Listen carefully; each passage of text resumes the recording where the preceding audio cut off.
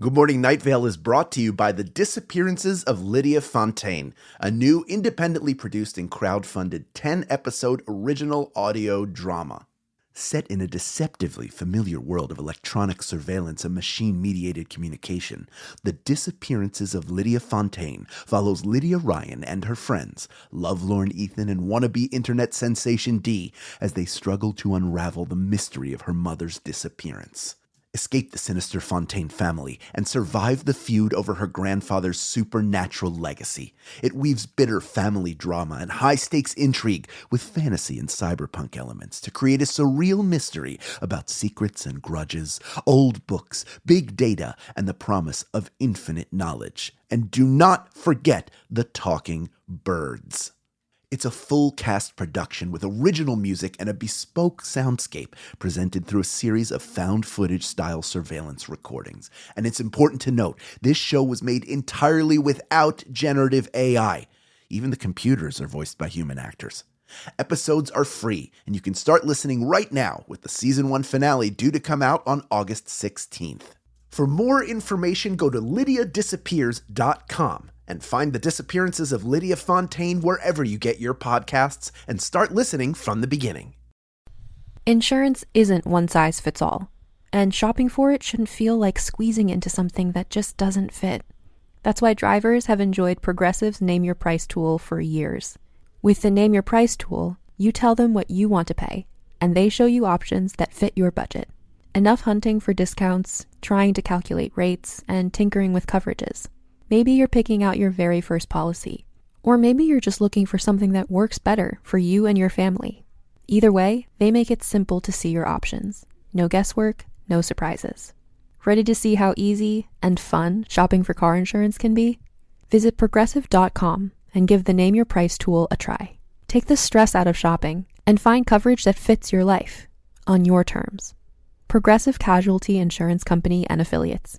Price and coverage match limited by state law. Trumpets playing soft jazz from out of the dark desert distance. They come tomorrow. It is too late for us. Good morning, Night Vale.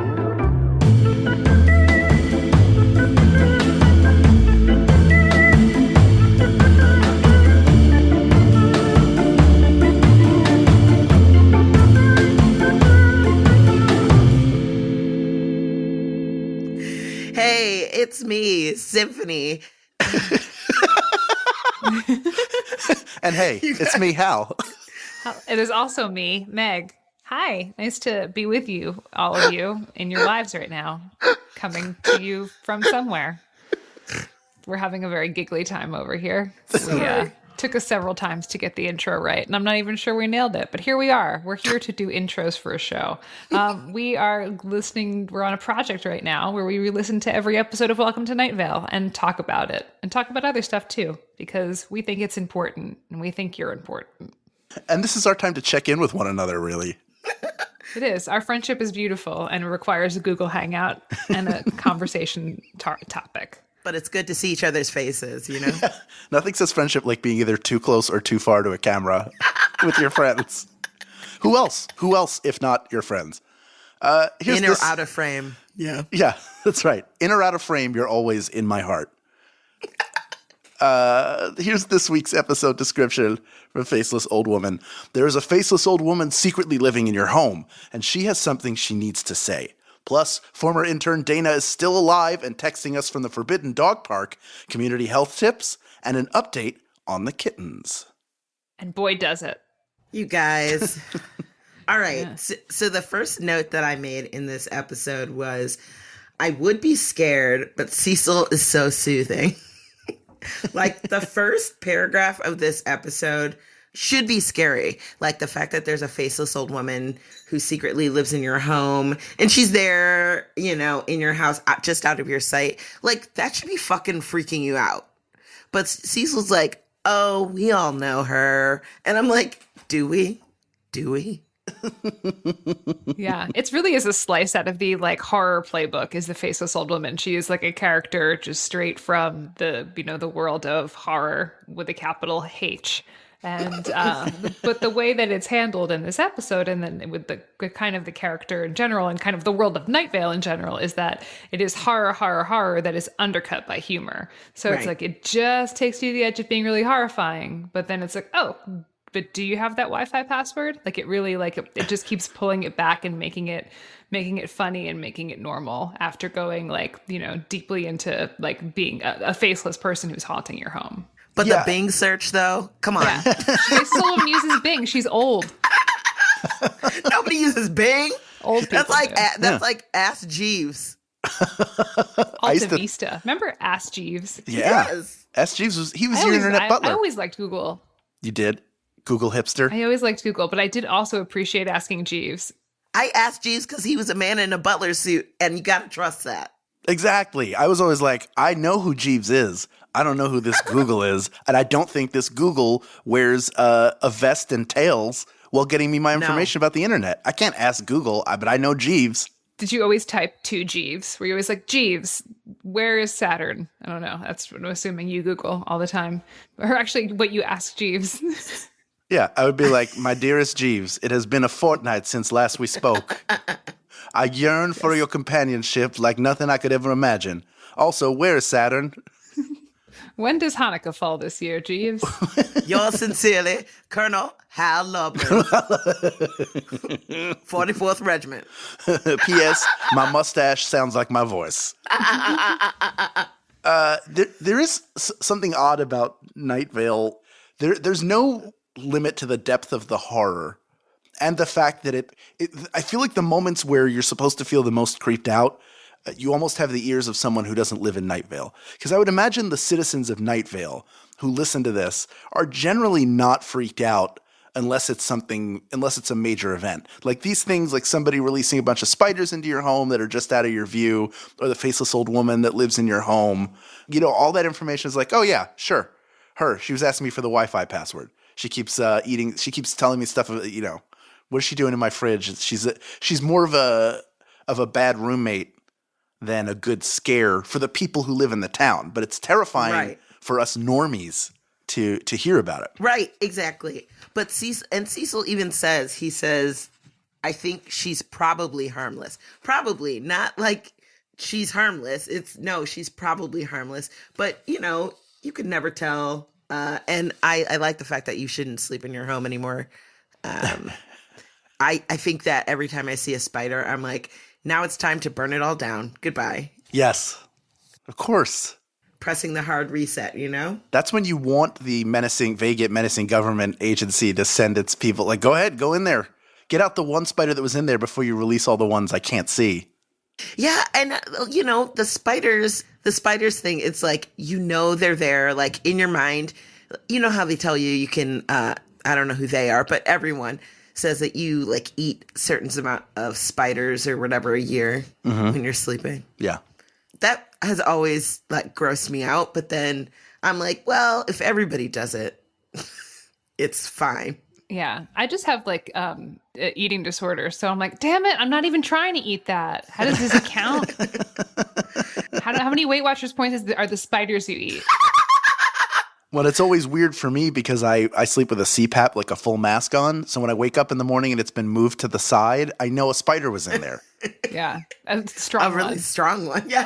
Yeah. A super strong. Well, they're very strong. That's why Peter Parker is so strong. He has the proportionate strength of a spider. That thing could move a mask if it wants. Makes sense to me. Another person that needs to be strong is someone who's going to throw some food over to Dana. Y'all.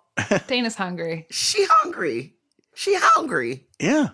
How long has she been in there now? Like, I mean, nobody knows how long time is or whatever and how it's working over there. But, like, she's been in there long enough to want some freaking food. And, like, she's talked to the man in tan jacket. She's become, like, friendly with this dude. Even though, he still sounds shady AF. But she's hungry. She even wants just beans. Yeah. Well, I guess what else could you throw? Yeah, and it's, like, shelf stable, too. Yeah. And she doesn't need to, like, cook that. Just eat it. But what if, does she have a can opener? Yeah. Well, we could include that too. That would be, something you want. Or maybe it's one of those pop top ones. Those are the. Oh, Yeah. You ever? This is sometimes I'll have those pop top cans and I'll break the pop top off and I'll be like, God damn it, how am I gonna get this open now? And then I'll be like, oh, the can opener. Do you ever do? They have those videos for like, this is the way to really open a can, you dumb piece of crap. You've been doing it wrong all this time. And they show it's going around the outer edge. So the entire, even the lip of the can, the whole thing comes off. But then we're talking about that. And that then doesn't work. A friend of mine was like, yeah, but well, I guess it could work. But even if That's a different kind of can opener. No, it does work, but Regular can openers? But then you've just made a shiv, is what you've made. Yeah. Aluminum shiv. And my friend was like, well, then why is every electric can opener top loader? Like, you don't put it in there and then it goes, oh, let me turn this around for you and open it properly, stupid. It opens it on the top like the rest of us do. So it's not, I hate that those videos are like, you've been doing it wrong, moron. Like, it's just like, hey, here's another way to do any it. of those. Yeah, I do a lot of stuff wrong. So what? So what? Who's thriving? Possibly me. So I have to learn everything the hard way. So what? It's my journey. But the can opener thing. But then you have the like rough edge of the can, and then you have to be super careful with it. And I'm like, I don't need something else in my life that's going to give me tetanus. There's enough. There are those ones though that leave a not sharp edge, and it goes around the whole business, but it's a different kind of can opener. I've experienced these ones. Right. I really love cans though. It's satisfying to have a bunch of, like when you make chili. Yeah. And you have like a bunch of beans. You're like really canning. Yeah, I like that. I cook a lot with canned beans, and it's not like people are like, well, you can just buy the dry ones and then do this, that, and the other. I'm like, who has the time? One, and like even that's still, like 24 hours of bean business that you have to do, and I'm not in it for all that. You know what I mean? Like that takes too long. You want me to? I have to rinse the beans, then I have to soak the beans. That's not even cooking them, and then you have to cook them for like hours and hours and hours. So, yeah, and I'm not trying to do all that business with beans. That's ridiculous. You know what I mean? I do. I love beans. I love cans. There's this play that I did with the Neo-Futurists, because I have to talk about the Neo-Futurists in every episode, but where it was, I didn't write it. A colleague of mine wrote it. It was called Bean Core.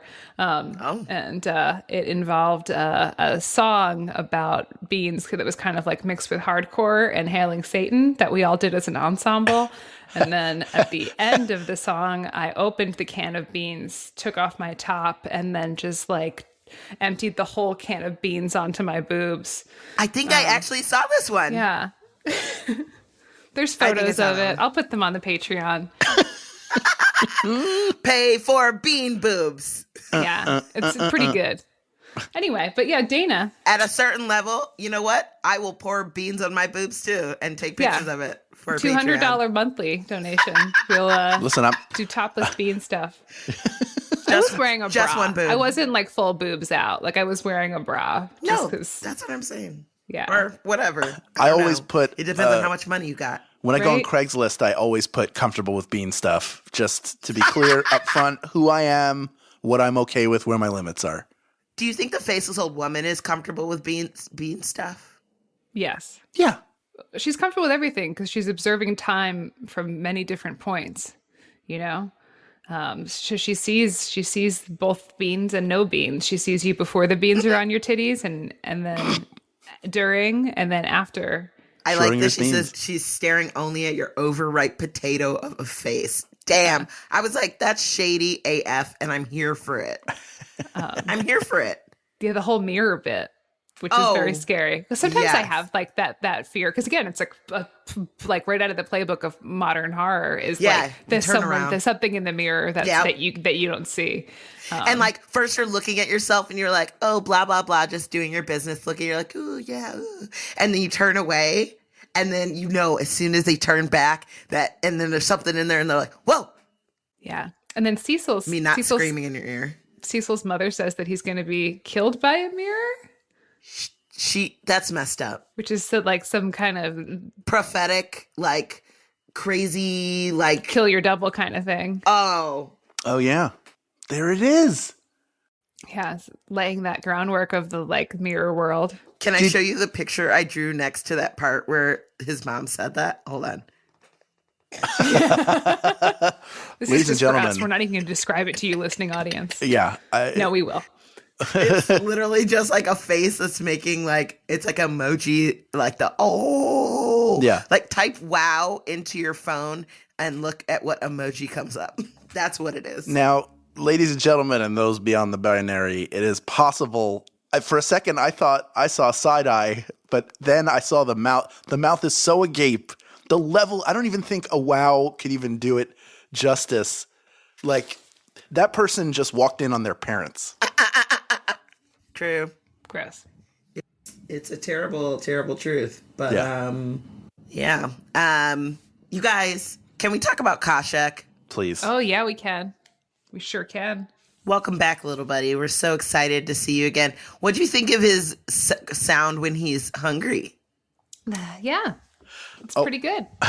I wanted to talk about that because it reminded me of, there's a video of Coco the gorilla meeting Mr. Rogers. Coco, she was a huge Mr. Rogers fan, and she's smelling his breath. And the primate scientist is like, you know, this is how she wants to see what you've eaten, sort of get to know you. So he blows into her mouth, and he's like, you know, like, what is she? Now what does she think? And all of a sudden, she's hugging him, and she just goes, and Mr. Rogers is very good at keeping it together, but clearly there's got to be a part of him that's like, this gorilla could kill me right now. It has the strength, and who knows what it's thinking. But the primate specialist is like, no, that's her. That's a happy noise. That's her purring. And so that he does it back. He's like, ooh, and she goes, and I love that noise. I love that noise. That is the noise. It sounded enough like this at the beginning that even when it took like a little bit more of a turn, I was just like, Coco's happy. I wrote down that it was like demon dubstep. Oh, Lord. I had to explain dubstep to one of my fitness colleagues who was like, I don't know, like 48, 50-ish. You guys know obviously you know what dubstep is, right? Oh, of course. Yes. Well, I didn't really know how to explain it. I was like, well, it's electronic music, and it's got like electronic industrial sort of sounds to it. You know, I'm like, it sounds kind of like, you remember what dial-up sounded like? It sounds like that kind of, but Bong, more. bong. Yeah, it's kind of like rusty silverware in a dryer. Wow. But fun. Good Lord. Yeah. No offense to those dubsteppers out there. Some offense. Yeah. Anyways, but I like the way it sounds, and I love Kashek, and I've gotten a couple of, as many of you know, I had lost my one Kashek, my road Kashek, and I've received a couple, one from Canada, and it has a Canadian flag drawn on it. I like that one because it's small and it's really squishy. And then the other one is like a bigger one with 3 eyes and like a weird skull. It's pretty cute. So if you want to keep bringing me Kasheks, Please bring us live cats. We will be holding cat adoption events. at our live with shows. cats supplied by you. So if you could dig up a couple boxes of kittens that you find in your neighborhood, bring them to the live shows, and we'll make sure that they get adopted. Please don't do that. No, please don't do that. But if you do, If it's your emotional support animal, we'll probably pet it. Oh yeah, no, please check with the venues, but bring as many emotional support animals as they'll let you. We have no control over that, but if you want to bring an animal to the show and it helps you come see our work, it also helps us be near dogs. So Right. That's right. Always down for I that. would say we're all animal people, yeah? Yes. yes. Yeah. I was dog sitting a dog over the Thanksgiving break, and it was the best week of my whole life. Oh, Chunk? Chunk, yeah. Oh, that was pretty cute. You looked pretty happy. He's pretty cute. Yeah, Joseph didn't know that we were babysitting him. I kept it a surprise. And then when I picked up Joseph from the airport, I had a dog with me, and he was like, "What?" It's kind of the best when you only have them for like a week or so, because then you can be like, yeah, I have responsibility for like this. Because a dog, don't get me wrong, I love pets, I love animals, but like having a pet means taking care of them every day. And, you know, it's very difficult with our lifestyle when we tour and all that stuff, and the hours that we keep make it challenging to treat a pet the way that they deserve to be treated. And I, you know, as many of you know, my poor Mambo, he was gone, but he's gone now. But I had people taking care of him while I was gone, and that was tough. But, I mean, neither one of you have pets either, right? No.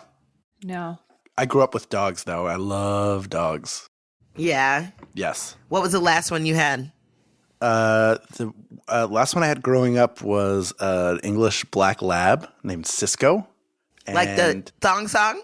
Like the Cisco Kid, the cowboy. But we got him around the time of the thong song, and if you played the thong song, he would run into the room. Oh, he liked it when the beat go. Yeah. Baby, right. make it booty go. Bitch, that would be so fucking funny. I also had a black English lab and a black yellow lab. You did? They are past now, though. R.I.P. Yeah, R.I.P. I had a black lab collie mix and a Doberman, and they are both gone. R.I.P. Let's take a moment of silence for all the dogs that have crossed the Rainbow Bridge. Yeah. Oh, Symphony, have we talked about the painting on the ship when we were on the Joko cruise? No. Do you know this painting? Did you not see this painting? When you go on a cruise ship. No, I did see it. Yes. Yeah, there's like an art gallery, and like all the anything on a cruise ship, weird. It's for sale. And somebody painted it's like the banks of a river and a dog getting onto a rainbow. Yeah. And the rainbow leads to a cloud filled with a bunch of dead dogs. And I don't think that any of the dogs belong to the painter necessarily. So even if they did, you're taking the chance. You're like, you know what will sell? Eventually, somebody who had a schnauzer is going to come on this boat and want to pay. This reminds me. It was like a grand plus to buy this painting of dogs crossing the Rainbow Bridge. And it was so bizarre. It was such a bizarre, like, just sort of like a lot of that art was. Yeah. You're being walked through a dead dog. You're being walked right through. It would be funny if there was just like a bunch of dogs crossing the Rainbow Bridge and then just one non-dog, like a famous celebrity. So it's like the Boulevard of Broken Dreams, that painting where they're all at the diner, but like they're all just there mixed in with dogs. But none of them. I mean, everybody thinks that they go over the Rainbow Bridge and then they're like in dog heaven or whatever, right? But like no dogs are like, they don't believe in like a dog hell, right? Do you know what I mean? Well, all dogs go to heaven, Symphony. I think that's been made all clear. All dogs. There's not any bad dogs. I love dogs, and I don't think there's bad dogs. There's bad owners, but like maybe some are like criminally minded. There may be some. There may be some bad dogs out there.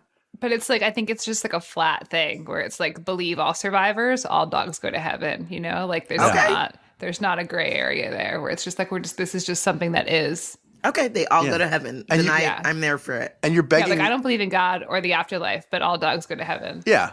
And Symphony, you're begging a larger question, which is, who's a bad boy? Who's a bad boy? And we can't answer that. Not on this show. We don't have enough time. No one can. We don't. No, we don't have the research budget. No. But you know who does have a large budget? The freaking vague, menacing government agency. Who's at odds with that faceless old woman. Yeah. Yeah. Why are they going? They're just like going after her like crazy. They're willing to get rid of you and like kill you up just because the woman's in your house or whatever. And it upsets me a little bit. I think she undermines them because she is doing the surveillance thing that they so desperately want to be. And she's great at it. There's no like, I mean, maybe they're good at it too, but her, it's like a lot. She has much more ease with it. But like, why would that, like, what does that threaten them? Do you know what I mean? Like, why would they be threatened by her? Like, if she's just collecting this information just for herself, she's not like sharing it with anybody. You know what I mean? She just wants to get on the internet. But you know what? She does have a sensible platform when it comes to running for mayor. So I'm just gonna put that out there. Yeah, this begins this doesn't begin, but this is like the next piece in the puzzle in the mayoral plot that's about to come to a head. Not come to a head, but yeah, it's kind of like 2014 is when the things get pretty mayorally heavy, and so we're getting there. Right. Yeah, this is her throwing her hat in the ring. Yeah. You know what? And I believe in, increasing school funding. Yeah. While lowering taxes. That would be cool. That seems like one of those things, though, where you make a vague and large promise that you have until you get into the nitty gritty. I can make a ton of promises that would make everybody very happy, but I question her ability to deliver on them. Certainly at this point, she's coming forth with general platform things that everybody can agree on. We all want lower taxes. We all want better schools. Of course.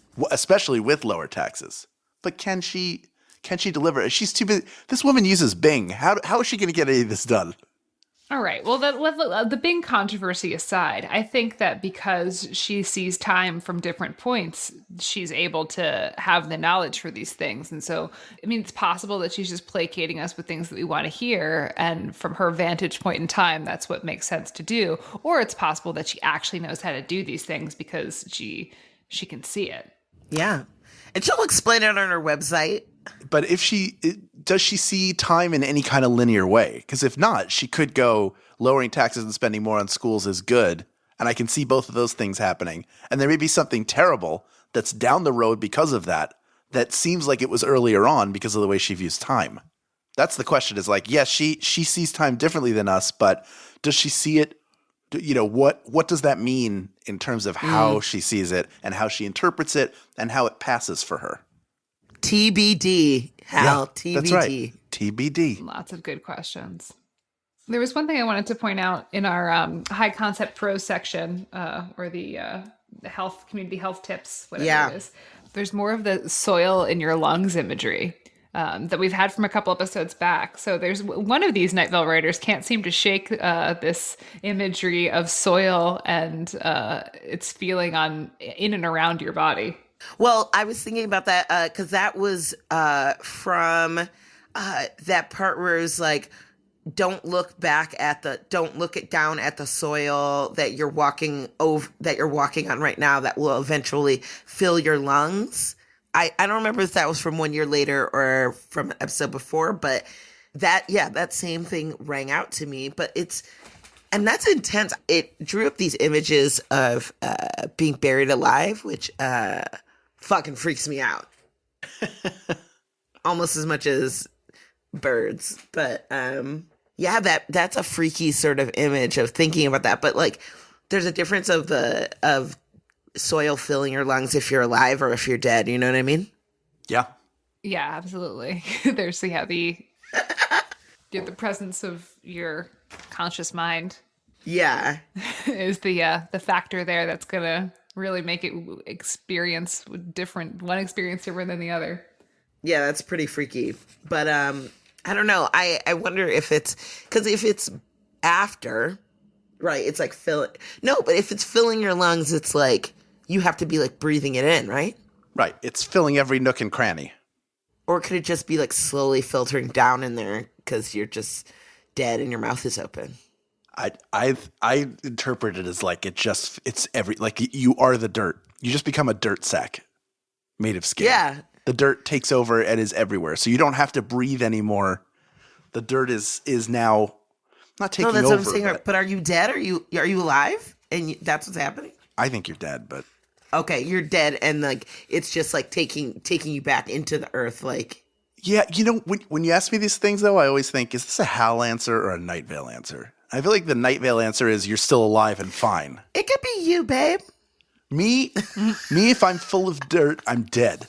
For sure. Night Vale, you might just become the mailman. Yeah, or one of the tree people who works at the diner. Yeah. Oh, yeah. Or going to the Whispering Forest.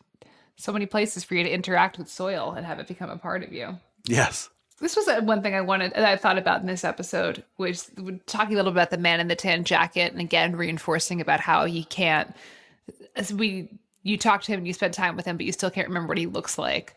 And then kind of pairing him with the faceless old woman. So it's like we have these two characters that are huge, that are like the pivotal characters, but we don't know what they look like. They are faceless. They are unmemorable. So I wonder what that's about. From knowing Joseph, I know that he doesn't really focus too much on people's physical attributes. So that could just be, how these characters are written is deliberately without that specific attribute, or it could be something else. Huh. No, that's an interesting thought on that.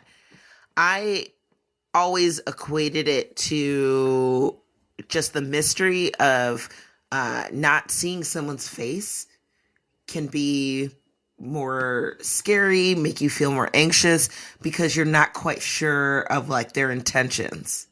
Because if they don't have a face, you can't really, there's no tells, right? Like Wilson on Home Improvement. Do you guys remember Home Improvement? Sure. Anyone? The guy Yes. He was always covered by the fence. He He's was. the faceless old woman. Right, that's... Oh, that's good.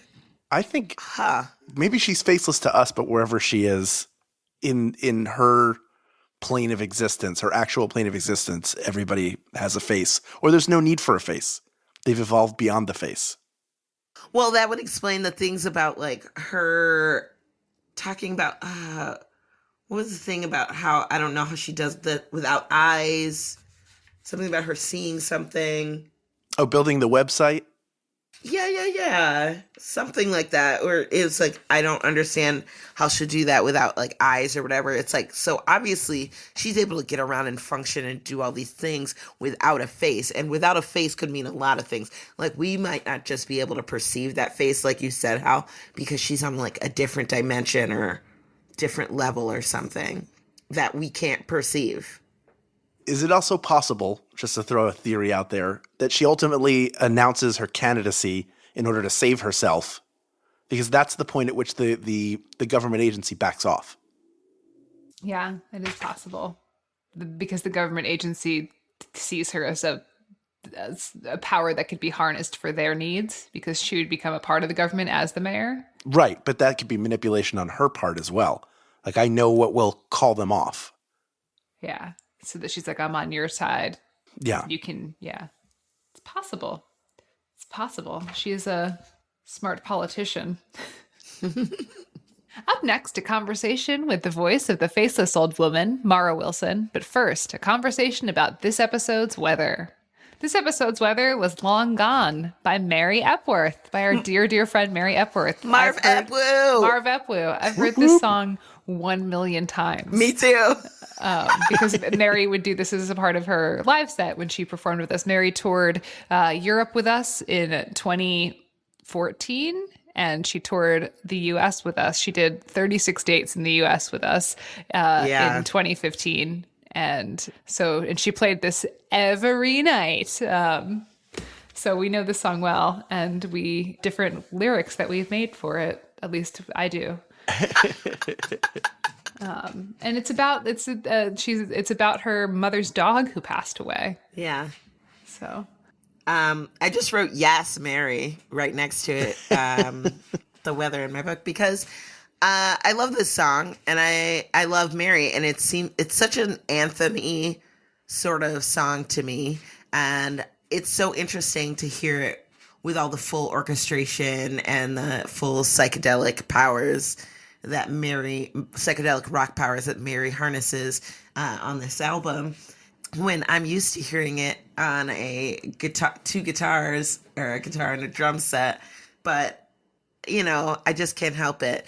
I love her lyrics, and actually, I feel like it kind of fits with this episode for me, because it's got this sort of ethereal feeling to it, which I think the faceless old woman has herself.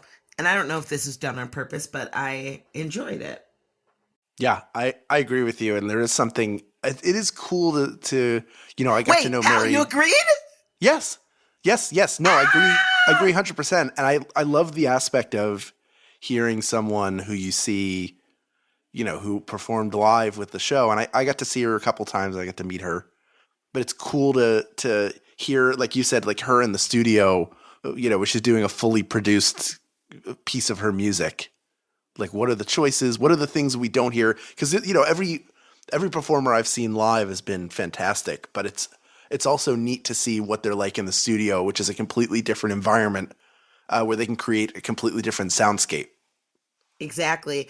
Like, there's just like, I felt very, I know this is going to show my musical ignorance, but like, I felt that there were some definite like Beatles psychedelic undertones to it, to me. The horns. Yeah. And I love it. I love it. And it just sounds so much like more wide open. Like you could be in a giant room and Mary is in the middle, like singing on a microphone that's like kind of just like blaring out to you. I don't know. I just like how it also has this like almost veil, like you're almost like behind a veil to hear it. It's not like you're directly in the room, because sometimes the artists make it sound like you're just in the room with them. Right. It's very intimate, but this sounds like you're in a hallway, like you hear this down the hallway, of like it's playing in an auditorium down the hallway, and that's where you're hearing it. And you're being drawn to this beautiful siren-esque sort of sound. That's what I get from it. And that's not just because I think Mary Epworth is a righteous babe. Yes, she's such a babe, and she's such an incredible voice. But yeah, the song, it's produced so big where, it's like she's shouting this from a mountaintop, and you're just like, you're there with it. Such an incredible voice. And it's produced by Will Twynham, who we also refer to as the mumbling turd. Will was also on tour with us, playing in Mary's band. So they're love you, Will. Love you, Will. When you tour with people, you get so close with them, and then when you tour with people for months at a time, you get just like, it's like this very intense life bond. So I miss those dudes. Yeah, they're our forever friends, and I'm sure we'll see them when we are in London in January. Yes, January. Come see us at Union Chapel. Yeah. Or if you're in other parts of the UK, we're going to be doing shows there too. I think there's still some tickets left for that tour. If you want to go to the internet and come see us, it's going to be a fun show. And now you're in the middle of a tour promo. Anyway, moving on. Thank you to Mary, and thank you to Long Gone. Moist Baloney is how I always used to sing it. The things we do to people's songs just because we're like, that's fun. Well, we did a lot of. Well, she also helped us. She was like, she would give us alternative lyrics to her songs. You're right. The Wolf in the Woods. Yeah, I done a shit in the woods outside your house. It was gross. I know. Black Dough, which became Krakow. Yeah, she helped us out. I love it. Stay right there. Good Morning Night Vale will return after a brief break.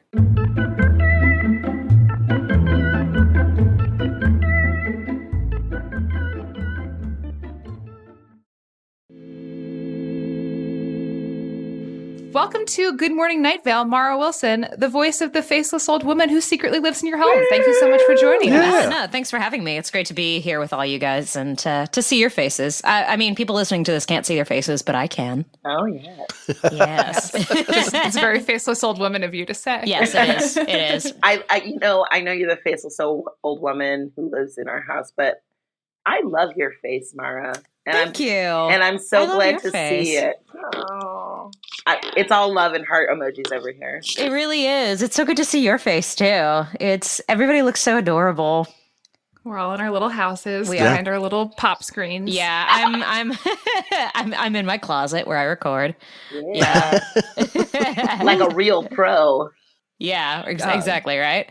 I was going to say, speaking of like a real pro, I was remembering when you did the original recording for the first episode of Faceless Old Woman, and that was like so professional. Oh, thank you. Like our highest level of professionalism of recording in Joseph and I's apartment. Yeah, I was very, and I remember asking him, I was like, do you want me to try this with an old, like an old lady voice, or an aged voice? And he was like, no.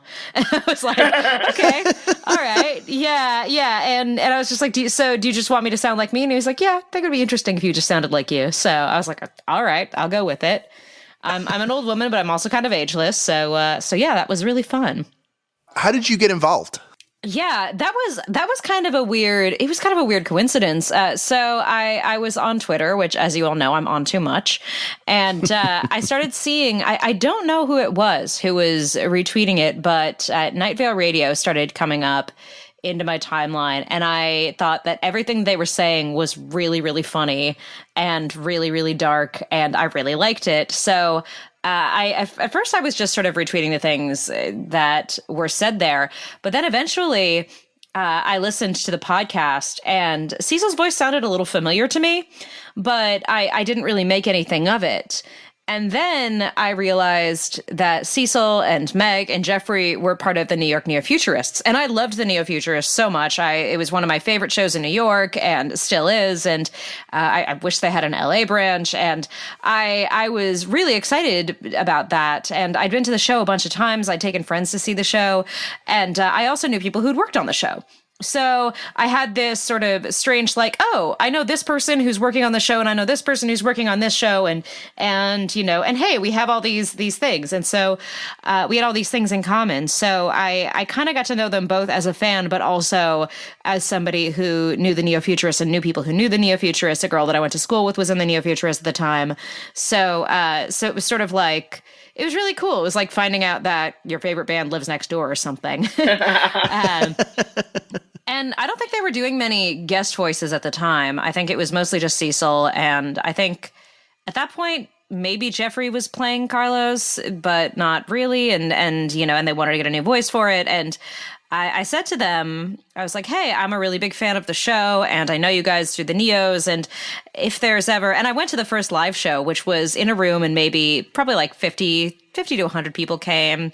And then, the shows after that, it just exploded. I remember the first time Cecil came out, we did the show at, I think, the Booksmith in San Francisco, and Cecil came outside, and it was just like those films you see of Beatlemania in the 60s. Yeah. Like there were like teenage girls crying and trying to hug him, and Cecil, I think, was a little taken aback, because that was not what he was expecting. But yeah, I went there to one of the first shows, and I started talking to these guys, and eventually I was like, hey, I don't act that much anymore, but I've always loved doing voiceover. Voiceover is one of my favorite things. It's always been one of my favorite things. I've done it since I was a child. I was on an episode of Batman Beyond when I was a little kid. It's something that I've wanted to do more of. And I know that you have some characters, and I noticed there were a lot of interesting female characters in there. I was like, I know there's the mayor, Pamela Winchell, people like that. If you ever want somebody to do another voice, let me know. And they were saying, I think Joseph wrote back and was like, yeah, well, we could have you play the faceless old woman who secretly lives in your home. And I thought, oh, that's way better than the mayor. Which, Desiree and Jessica may disagree with me on that. But I was like, oh, that's even cooler. So I started recording, and I loved her as a character. She was really fun.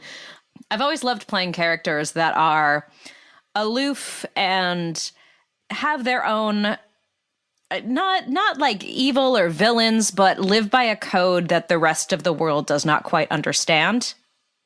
I think that's something that I think is really interesting, where they are so convinced of their own rightness, and the way that they see the world is very particular, because I'm not like that at all. I doubt everything all of the time, but she knows so much and she sees so much that we can't understand, and time is different for her and everything. So she sees things in a very different way, and I like that about her. She's also very creepy. I listened to the episode again tonight for the first time in a long time, and I was thinking, man, if this weren't my voice, I would be creeped out. I was actually just thinking about that, Mara. Your voice is so beautiful, and I think of it as peanut butter smooth, but like the darkest peanut butter. I love that. I love that. Yeah. Like good Whole Foods peanut butter. Oh, yes. Oh, yeah. Yeah. Roasted nuts. So so you said it's very similar to your voice. It is your voice, obviously. Kind of, yeah. But like, what do you think helps you get into the character? How do you get there? It always feels very intimate. Even when I'm doing a show, it always feels very intimate. It always feels like, even though I live in everyone's house and, I always feel like it's a whisper. No matter what volume I'm talking at, it always feels like a whisper. It always feels like I'm whispering in someone's ear. And I said this in the beginning, and this later became, canon, but I always said that I felt like I was talking to some asshole named Chad that I was, slightly disgusted with at all times. And I think that that's something. I do think that she gets very precise and very edgy about particular things.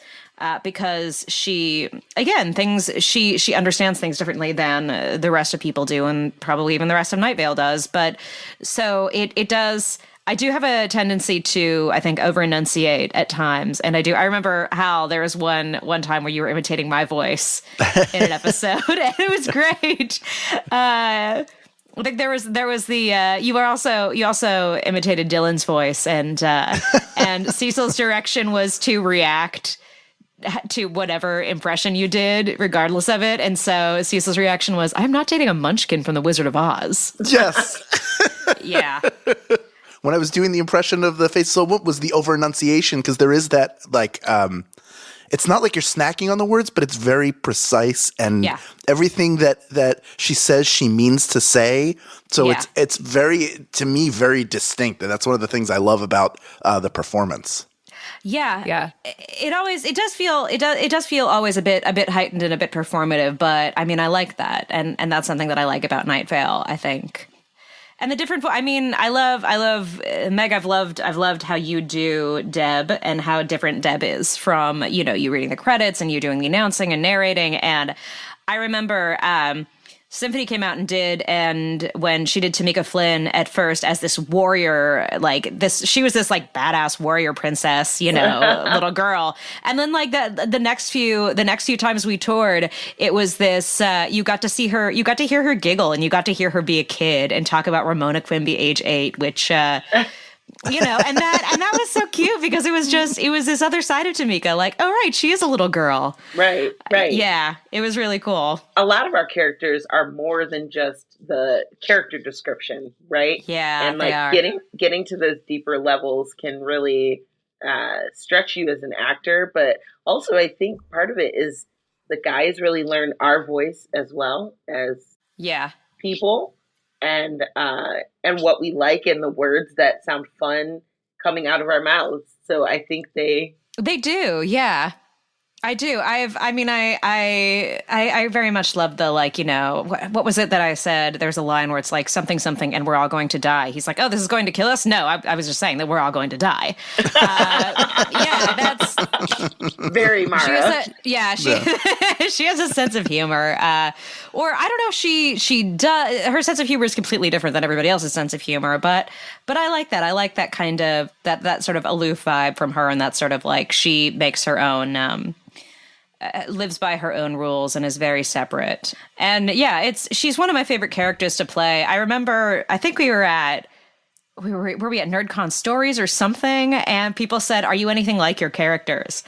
And I said, I think in some ways. I mean, for example, I'm nosy as hell. And Desiree was drinking water and spit it out, laughing.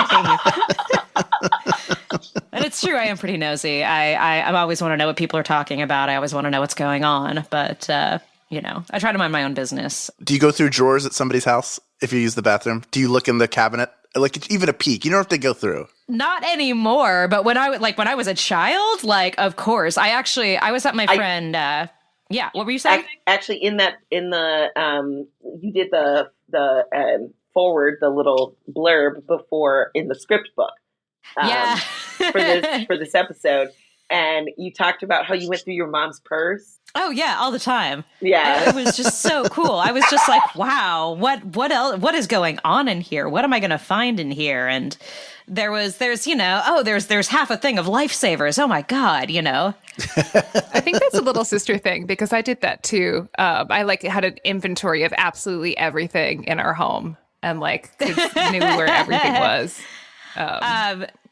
Yeah, I think that's like a little sister thing because it's like I had like an inventory of where everything was and knew where all the hiding places. And I think that's also like a thing about being a young woman is that you have so much access because no one ever no one ever thinks that like a little young woman's going to be the snoopiest, but it is. Yeah, I mean, I went to boarding school and there, you kind of have to learn to respect other people's space and privacy because there's not very much.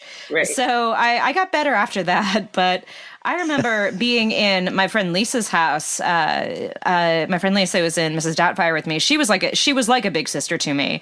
And I remember I opened a drawer and I found a button.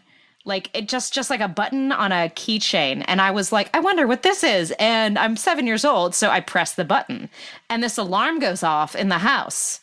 And I got really scared and put it down. And my mom and Lisa's mom came running into the room and they were like, what happened? And I was like, I saw something and pressed it. And I wasn't in big trouble, but the police did show up. You hit the panic button. Yeah, I guess I did. These two like women police officers showed up. Like, is everything okay? And they were just like, yeah, it was just a 7-year-old messing with a button. Sorry about that. Yeah. So I learned my lesson a little bit from that, and but yeah, I definitely do think it is a little sister thing. Also, people aren't going to tell you things directly, so you pick things up on your own. Yeah. You gotta sleuth it out. I think the faceless old woman is such a classic horror trope. The person that's hiding in the corner of your eye, the spooky old lady that you can't put a face on, and then when you filter it through the Night Vale world, it is something that is very normal. It is something that is funny. Like she wants the Wi-Fi password. And she's senior deaf, but she also wants the Wi-Fi password. Yeah. It's really, I think, it's funny. I noticed when we were in Canada, a lot of people came up to me and said, I would have voted for the Faceless Old Woman way more than in the US. And I've only toured in the US and Canada, but Canada was very much about the Faceless Old Woman. And I saw tons of Faceless Old Woman t-shirts. And yeah, just in every city in Canada, people were like, oh my God, I love the Faceless Old Woman. And I was like, is this a cultural thing? Is this a like she represents more of like a welfare state, whereas, Hiram McDaniels is more like libertarian, break the law kind of thing. And Canada tends to be to lean more like slightly left in that regard. And that was how I theorized it. Of this because she's looking out for you. She's literally looking out for you. She's literally watching you the whole time. But maybe Canadians are a little more comfortable with that. I don't know. That's something that I theorized, but it might just be coincidence. Makes sense to me. Yeah. Yeah. Yeah. And also because we're lovers of Canada, because we celebrated our first ever Canada Day. It was the best Canada Day ever. And we played Canada Ball. That was great. Which was just us in the pool yelling Canada before hitting and ball. Punching a ball. Wasn't there also there was a water slide, I think? Oh, there definitely was. Yeah, it was a scary water slide. It's one of those ones that doesn't have water shooting down it. So you have to either be wet already because otherwise your skin will be rubbed off. Or put the hose on it. Yeah. It was an old slide. We were just like, we're like, what do you do on Canada Day? And I did notice that they had a Canada Day celebration in, I think, Dundas Square or whatever in Toronto. And I have a lot of happy memories of Toronto because I spent a lot of time filming there when I was a kid. But we weren't staying in the nicest part of Toronto, so I think that we were in the knifing district. I was like, Toronto's so great. And everybody else was like, yeah, no, I don't know. I love Toronto. Yeah, thank you. I'm glad. We were in the square, and people were doing like folk dancing, and it was like celebrating Canada's many cultures, and there was this whole thing going on. But that seemed to be the only thing that I saw about Canada Day. But we did get like Canadian flag stickers, which I remember that, and we all had Canadian flag tattoos too, like temporary tattoos, and permanent tattoos. Yes, I think Joseph's was like put on in a weird way, so he was like, it's a deconstructed Canadian flag. Yeah. It was a really fun tour. That was a fun tour. Driving across Canada in the summer. Canada was really fun. I remember I was kind of disappointed when we were in Montreal, though, because we got out of the show late and nothing was open. And Dylan was like, I want to go get food.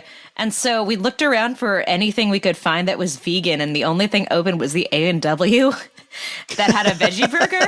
So we ended up at the A&W, at after midnight in Montreal, and I was like, this is not the Montreal that I've been told about. I was a little disappointed with that, but I also had like really good brunch somewhere else. So yeah, Canada was definitely a fun tour. It was. We had poutine with Johnny's son. We did. Yes. I remember that. I remember that was the first time I met Johnny's son. And I remember just seeing him and running up to him and immediately giving him a hug. And we had like the longest hug, just like, and that was just like how we said hi. And it was great. Johnny is as sweet as everybody says. And as Canadian poutine. Yes, he is. He's the sweetest Canadian poutine. That was a great tour. That was a great tour. There, I don't know. People, maybe it was that I just got my ego stroked by people every night being like, I loved your character so much, but that was really fun. You're busy a lot these days, doing interviews and things like that. You wrote your book and all those things. Since the whole, you got started with Night Vale, since even that tour. Great. Yeah. I feel like you were just starting to write your book around then. I was. I was just starting to write it, and it was really nice because Joseph and Jeffrey had just gotten their book deals, so I could turn to them when I was like, "Hey, why hasn't my agent said this yet? Or what about this? And how do you feel about this?" And they were like, "Oh no, that's normal." So every time I was nervous about something, they'd be like, "Yeah, don't worry, it's normal. It's normal." And that was really nice. It was really nice to have them there and be able to say that.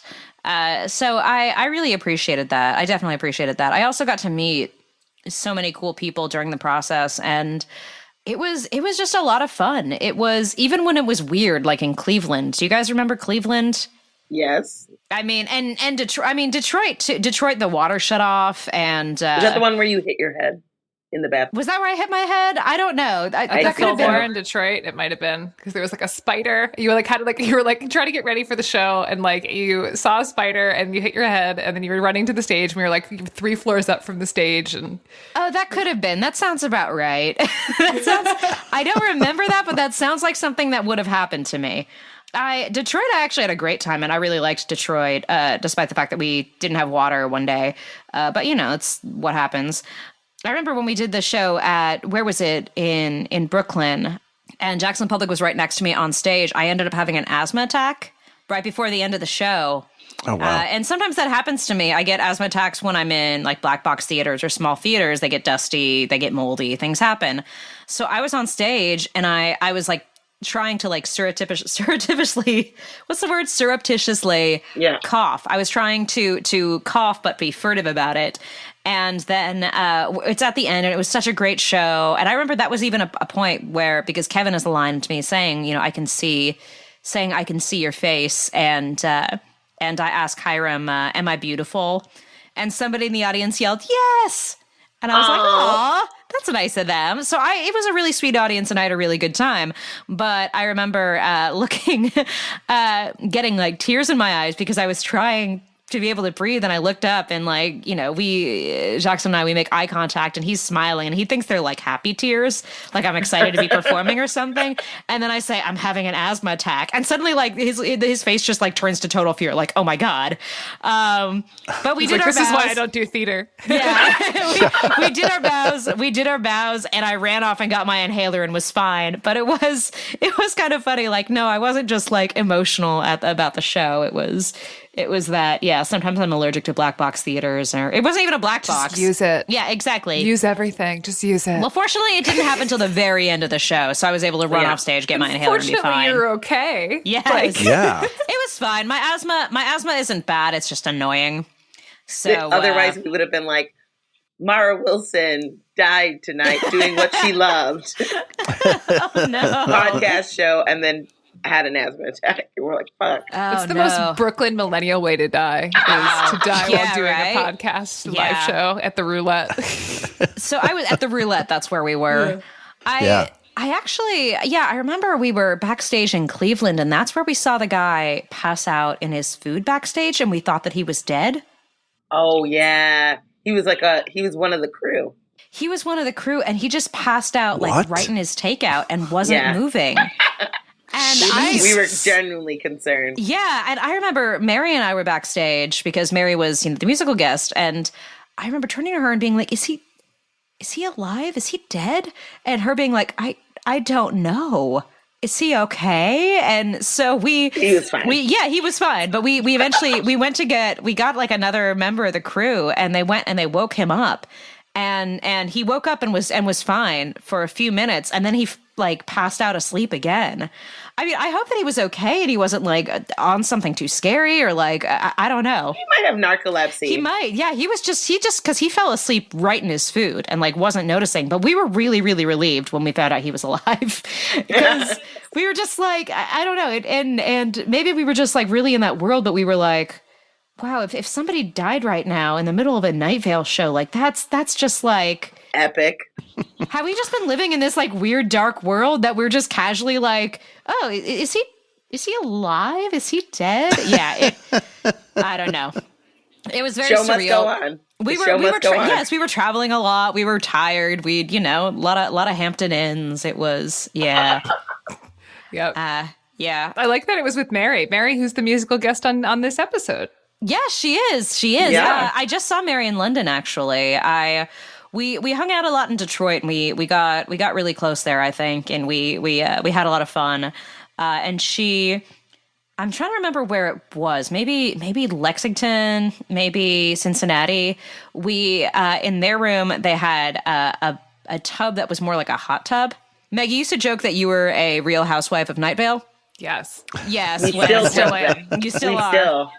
And so that was a long running joke, and I remember so we all got into the tub, me and Natalie, who was touring with us, what was Natalie's official job title? I'm not sure. She was the Mary Upworth tour manager for visa purposes, but she did the merch for everyone. But she did the merch for everybody, yeah. And Mary and I, we all got into this tub, like in our bathing suits. And Will was back in the back, and we had him put on sunglasses and take out all the merch money, but it was all singles. And we all posed and like eating, and we had like wine and chocolate, and we had this very lovely pose, Real Housewives of Night Vale moment in that tub. It was really fun. It's a good picture. I love that picture. I want Mary to do that as one of her album covers. She really should. That was a super fun one. Yeah, I just saw her when I was in London a couple weeks ago. That was definitely fun. She's lovely. She is. She's great, and she's so brilliant and funny. And I hope to work with her on more stuff. I wish I were like a better musician so I could do more music stuff. But yeah, as it stands, I don't know. You could do show choir and I do. Yes, that's something Symphony and I talk about all the time. Just mash up show choir and psychedelic rock, and you and Mary can get something going. Oh yeah, yeah. Wait, Mara. Me and you could be her show choir backup singers and dancers. We could. We could do our box steps and our like our hands around and hands up and our and like the rainbow, like I'll go up first, you go down first, and the grapevine and the ripple effects, and that was we'll something. Wear sparkly costumes. That would be an excellent Mary Epworth video. I'm in for it. Let me see. I'm literally in my closet right now, and I think I might have one of my show choir dresses. I don't know. I probably don't fit into it anymore, I imagine, but I definitely don't fit into mine. It's at my parents' house somewhere. I think I tried it on last time, and I was like, oh, it fits. if you don't zip it. Yes. With the back Ill-fitting completely show choir open. dresses, Mary Epworth music video. I'm Yes. here for it. I will Yes. kickstart it. Exactly. There's something very like neo 90s about that, you know, like wearing an ill-fitting show. That seems like something like a grunge music video would have, like somebody's in a show choir dress, but they don't belong. So, I don't know. I think so anyway. Well, we're the creators of our time, so it's up to us to make the art we believe needs to be in the world. Yeah. I mean, it's funny because every now and then people will be like, "You're a writer. Do you write for Night Vale?" And I'll be like, "No, it's such a very specific world, you know, unto itself. And it's something that like really only Joseph and Jeffrey get, I feel like. Oh, I mean, that's not true because they've worked on stuff with, you know, Glenn David Gold and with, you know, a bunch of other writers, but it's a very, very specific thing. So people will say to me, they're like, "Oh yeah, you gonna work with them on any projects?" And I'm like, that's not, I want to be like, no, that's not really how it works. But also we do collaborate a lot. I feel like there is definitely, I've always felt listened to, like the Chad thing, you know, became canon. Yes. And you know, Chad became a character, and that it definitely feels like it's listened to and it's you know, understood and appreciated. But at the same time, I don't feel like I wouldn't even try, I wouldn't even dare to you know, try to come up with, you know, jokes or any ideas or anything in that world just because it feels so specific to me. Yeah, their voices are pretty specific. Their voices are pretty specific to the show, and like there's a couple other people who can kind of get into the voice of it, but really it's unique. Well, I remember when we were doing I think there was a shipwreck event, and you couldn't tell it's an erotic fan fiction writing competition. I've done it a couple times, and both times I was told that my story was too sexy. Sorry. This is a possible second, third, fourth, fifth career for me. Yeah. Mara Wilson, erotica writer, I guess. Oh my God, that would be good though. That would be hilarious. I would ruin so many childhoods. But it'd be under a pseudonym. I'm sure I'd have to be. But it was really interesting because I noticed, like, I felt like Jillian, you know, Jeffrey's wife and Meg could immediately identify which stories were theirs. Right. They were like, I just remember Jillian being like, "Oh, that story was Jeffrey's." And we were like, "Really? Did you read it beforehand?" And she was just like, "No, but it was." And I was wondering, I was like, and I thought that maybe that was his, but it was just like confirmation, like just this really strong feeling of nope, that's his voice, that's his writing, I know what it is. And I do think that there is something very specific about it. And there is something very specific to, you know, just reading Alice Isn't Dead and listening to it. It does feel very, I don't know. Every now and then Joseph will say something and I'll just be like, that is a very Joseph thing to say. Meg's raising her eyebrows right now. I'm sure. Yeah, you probably, like, I said something once about I don't know, maybe there was like a big line outside or there was something like that. And I was like, Joseph, you become trapped by the thing that you created or something like that. Like maybe we physically couldn't get out or something like that. So I was making a joke and he goes, "Yes, but we all are."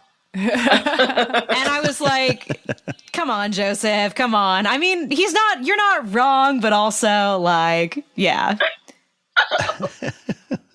My husband. My little memento mori Povich. I was going to go out and say that. I mean, you have a very specific voice. It's not in the weird fiction genre. No, but not you have really. a very specific voice as a writer, too. It's like that you have, when I read your essays and your newsletter, I like get there's such a Mara print on it. It's broad. It's a broad voice because you deal with a lot of different subjects, but there's always that like little your sense of humor has such a light touch, but it is so uniquely yours.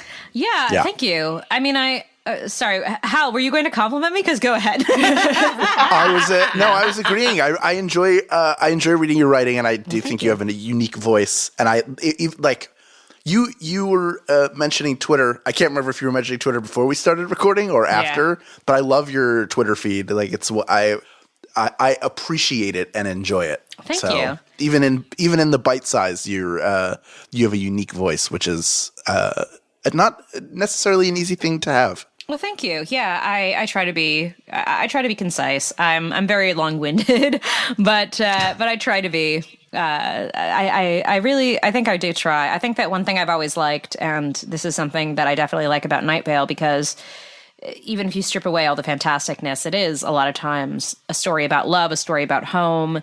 It's a story about belonging. It's a story about not belonging. And so I think that there's something that I've always liked is that sort of bittersweet sense of humor. Things that are both, sad and funny. That's something that is really good to me, because I don't know, because I feel like drama just on its own that doesn't have any humor, it's like, I always say it's like pumpkin. Like when we think of pumpkin, we don't think of pumpkin on its own. We don't think of, canned pumpkin. We don't think of, grilled pumpkin so much. We think of pumpkin.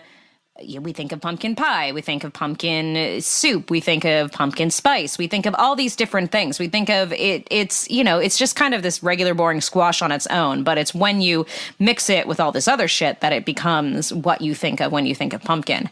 And so that's kind of how I think about a lot of drama, is that you need the lightness and the laughter and a little bit of that too, in order for it to really be something that is interesting and good. And I just think that's what I think on its own. I think that that's what really makes it live. And that's kind of how life is in general. Yeah. And you can also see that in your book. You just where I am now. I just went to my bookcase and got Mara's book off the shelf so that I could show it to her. Yeah, it was great. Just slowly saw my face appearing. Something really funny that happened was at the Strand in New York, they always put the little bar stickers in the same place, but my face is on the cover of the book, and kind of one of the hints of the book is it's me as Matilda on the front of the book, and then it's me as an adult on the back, but they put the sticker right over my face in the Strand. So I was like, nobody's going to be able to see my face and be like, and be like, oh, I think I know who that is. I'm going to pick up this book. Like that was, I suppose one of the marketing hooks. And I was just like, oh shit. And I was like, maybe I should ask them. And I'm like, they're not going to change their entire, their entire thing for you, Mara. They're not going to start putting, they're not going to be like, oh, we'll put this on another part of the book. But yeah, people still read it and people still bought it. So it's so funny, good. and it's so publishing too, because it's like you work so hard on this thing that's deeply personal, and you slave over it, and you go back and forth with your process and your editor, and you're like digging these emotional wells and like pulling all of this up and putting it out in the world, and there's so much hype, and you do a lot of press, and then like the Strand just puts a sticker over your face. Yeah, it's just like exactly. It's so publishing. I think of how many arguments we had about the cover and what the cover was going to look like and what it wasn't going to look like, and the compromises that I made and the things that I said, and arguing about the font and arguing about the back photo and arguing about the front photo and arguing about all of it, and then the Strand just put a sticker over my face, which is very life is bittersweet. Right? Yeah, it's funny and it's sad, and sometimes things even if they're the most precious thing to you, when they leave your hands, they've left your hands. Yeah. I was going to say, speaking of erotic fan fiction a few minutes ago, I felt like I remember when the fan fiction stuff first started coming out, we were talking about, I think I'd seen like somebody hooking up, and there was one about like the faceless old woman watching them, and that just like didn't feel right to me. And I think like we had a discussion about this. Like, I don't know if the faceless old woman is like canonically asexual, but I don't think that she would do that. We had a discussion about that. Like she wouldn't be interested in it. She wouldn't be interested in it. She wouldn't be interested in sex. Human, right? Maybe, or it's just not something that she's into, I think. How old do you think she is? Oh God. I mean, I don't know. I don't think that she's immortal. But I also think that time is weird and different to her. So, it's possible. More than 100. Yeah, she's definitely more than 100. She's definitely more than 100, but it's also hard to tell whether that's like our linear years, or if it's other years too, or if she's from another time, and maybe she's a time traveler, maybe she's not. I don't know. It doesn't feel like she has this linear progressive age the way that we do. Also, where did her face go? That I don't know. Did she ever have one? Did she ever have a face? I don't know, but it's been said before that people can. I mean, Kevin said he could see her face. Do you think it's just? I always imagine it as because she's there and nobody ever sees her except for like maybe out of the corner. They think they might see her out of the corner of their eye for like half a second. Yeah, like maybe she phases in and out of certain dimensions. Yeah, do you know what I mean? Like, and it's always omnipresent. Mm-hmm. Similar to what you would think a ghost would be. Yeah. I mean, I don't believe in ghosts. That ghosts are like our dead souls or whatever. Yeah. I do believe that maybe it's like a 6-dimensional thing. Yeah, I mean, there's a lot of things that we don't know, we don't understand. We don't understand how time works. It's really, and yeah, I think I definitely could see it in places like that. And maybe there's places in which she does have a face, and there's places in which she does not. And that's the kind of thing that I think. There's also, it's possible that, I don't know if she's ever talked about eating food, but I know that she's talked about smoking. I was listening back to that episode.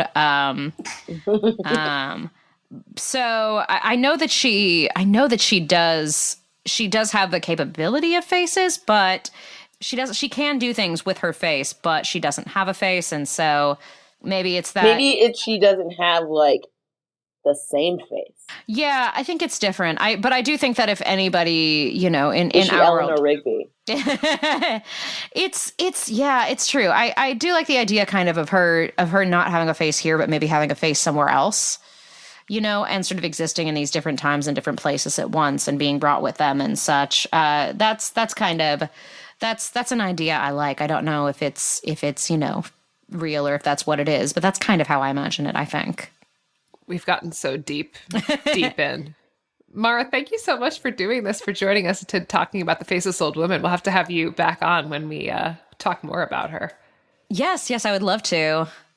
Yeah, we're super psyched about you and all the projects that you're working on. And everyone should subscribe to Mara's newsletter because I love it and it brightens my inbox. It's like always like something that's very funny or interesting, and it's like a really good length usually. Like it's like a length that you're like, oh, this is a manageable thing to read, and like, and it just like. It's like How do they get to that? That's at mara.substack.com. It's called Shan't We Tell the Vicar? Because I usually update weekly, so I close every week by coming up with a fake BBC show title of the week. And there are things like, is it currently raining? Or I'm just here to do the hoovering. Which is great. Strictly Wickets. Yeah, it's... I love that so much. I love the concept of this thing, because like normally everyone's email is like work thing, someone needing something from you, someone trying to sell you something, but this is just like a little bit of art that just gets like a little manageable size of art that gets delivered to your inbox. I love it. It's definitely really fun, and sometimes the ideas come and I'm just like, oh, I know exactly what I'm writing about, and other times it's just it's just weird things that happen in my day. I wrote recently about my father and I celebrating Halloween and like going all out for Halloween for the first time. A couple years blender. ago. Yes. And we decorated the yard and the house and everything because my dad always wanted to decorate for Halloween, and we had this rubber hand, and I asked my dad what he thought we should do with it, and like, should we put it in the yard, in the garden? But my dad's idea was to put it in a blender with a little bit of tomato sauce. Yeah, and that was the best Halloween ever. And we put the candy in between the fingers, and when then children came to the door, we would hand it to them and be like, "This is Hans. This is our helper, Hans. He's going to give you his candy." The deepest fears, kitchen fears. Yes, kitchen nightmares. That was one of my favorite stories that I've done recently on there, I think. Kick ass. Thank you so much. No, thank you so much. This has been so fun, and it's been so great to talk to you guys. Brings back so many memories, and this has been awesome. That reflects our world today. So I wanted to say thank you, everybody. And next week is First Date, where we will hear from Night Vale listeners about their theories, questions, and comments. Until then, good morning, Night Vale. Good morning.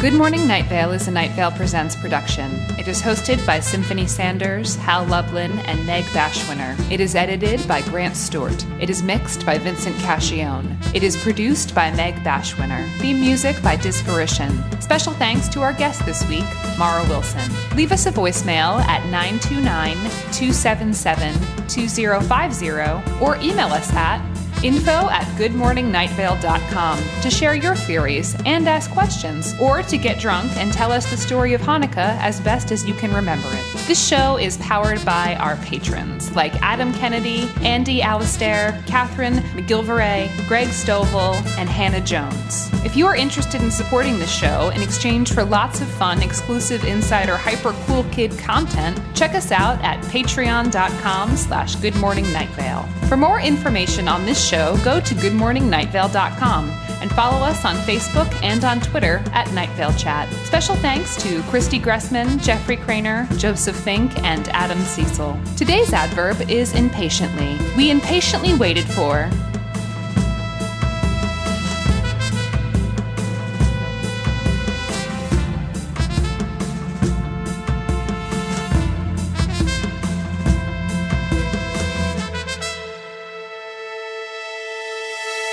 the end of the episode.